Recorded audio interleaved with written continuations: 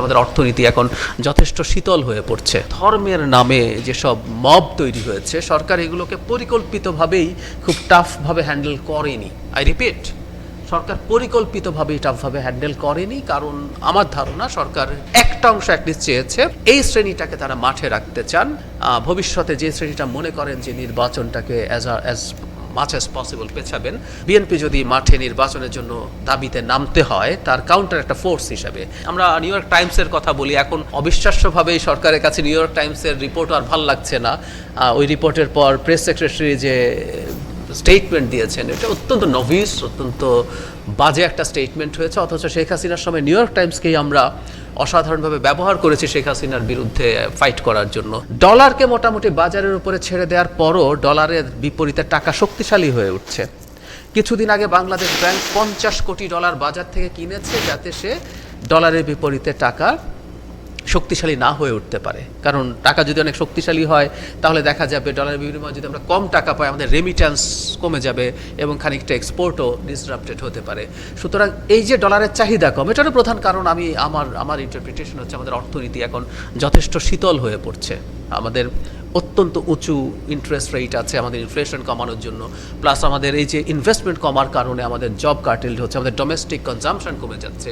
তার সেই কারণে আমাদের ক্যাপিটাল মেশিনারিজ বলি আমরা, আমাদের র ম্যাটেরিয়ালস বলি বা আদার কনজিউমার গুডসের ইম্পোর্ট কমে যাচ্ছে। তো অর্থনীতিটা অত্যন্ত খারাপ অবস্থায় আছে। আমি বড় সর্বোচ্চ পর্যায়ে 2-3 জন ব্যবসায়ীর সাথে আমার কথা হয়েছে, আমি মাঝারি পর্যায়ের ব্যবসায়ীর সাথে কথা বলেছি, এমনকি পাড়ার মুদি দোকান, আমি এই কাজটা রুটিনলি করি। মুদি দোকানদারকে জিজ্ঞেস করি তার বেচা বিক্রি কেমন। এটা খুব স্বাভাবিক, এটাই হয়।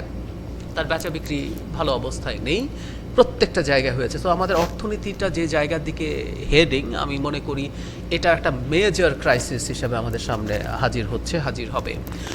তার সাথে যোগ করব বাংলাদেশে ল অ্যান্ড অর্ডার সিচুয়েশন যে জায়গায় চলে গেছে।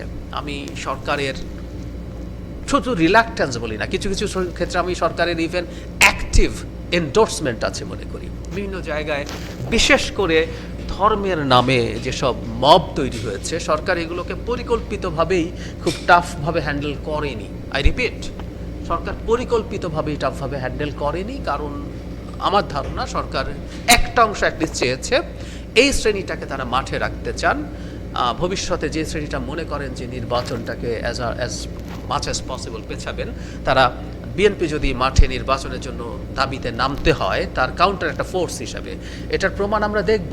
আওয়ামী লীগ নিষিদ্ধকরণের সময় বিএনপি এন্ডোর্স করেছে, কিন্তু সে অ্যাক্টিভলি পার্টিসিপেট করেনি। কিন্তু জনসমাবেশ যেটা দেখা গেছে, এটা মূলত জামায়াত ইসলামী এবং আদার ইসলামিক পার্টি এবং গ্রুপস তার মধ্যে খুবই বিরাট সংখ্যায় ছিল।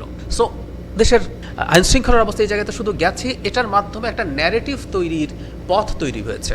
আমরা নিউ ইয়র্ক টাইমসের কথা বলি, এখন অবিশ্বাস্যভাবেই সরকারের কাছে নিউ ইয়র্ক টাইমসের রিপোর্ট আর ভাল লাগছে না।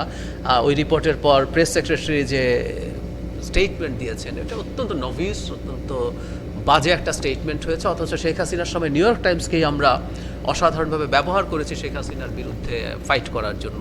যাই হোক, যেটা নিউ ইয়র্ক টাইমস বলেছে যে শেখ হাসিনা পরবর্তী সময়ে বাংলাদেশে র্যাডিক্যাল ইসলামিস্টরা তাদের একটা ওপেনিং দেখছে। তারা বলছে না যে বাংলাদেশে এটা তাদের দখলে চলে গেছে, কিন্তু একটা ওপেনিং দেখা যাচ্ছে। এটা কিন্তু অ্যালার্মিং। এবং আমাকে যদি তালিকা বলেন, মাজার ভাঙা থেকে শুরু করে একটা লম্বা তালিকা আমি দিতে পারবো, since I talked about this repeatedly, এবং বলতে গিয়ে প্রচুর শত্রু বাড়িয়েছি। এইটা ন্যারেটিভটা তৈরি করা যায়। সাথে যোগ করব আমাদের পাশে ভারতের মতো একটা দেশকে রাখছি যে বসেই আছে এই ন্যারেটিভটা এস্টাবলিশ করার জন্য। বাংলাদেশে শেখ হাসিনাকে মূলত এক্সট্রিমিস্ট ইসলামিস্টরা পতন ঘটিয়েছে এবং ডক্টর ইউনূস আসলে তাদের সরকার। সো এই ন্যারেটিভটা এই সরকার যতদিন থাকছে, আমি দেখছি যে এই ন্যারেটিভটার গ্রাউন্ড তত বেশি করে তৈরি হচ্ছে এবং সেই প্রবণতা বাড়ছে।